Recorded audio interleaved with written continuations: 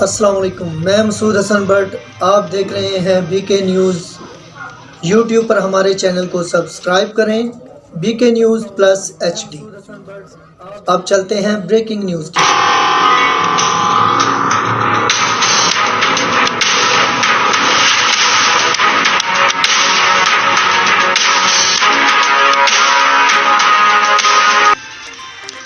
البہاری cricket club Moro نے سانگڑ میں پہلا آل سندھ شدہ پاکستان ٹی20 کرکٹ ٹورنامنٹ 2020-21 کا final Shah Habib cricket club Butt Shah کو شکست دے کر اپنے نام کر لیا۔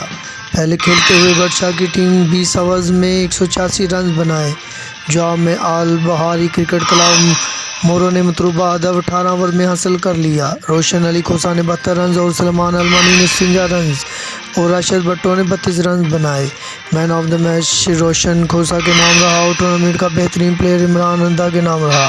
البہاری کرکٹ کلب مورو کے کپتان سکندر نے مہمان خصوصی ڈاکٹر عمران خواجہ ڈپٹی کمشنر سانگڑ سے ونر ٹرافی اور کیش پرائز وصول کیا۔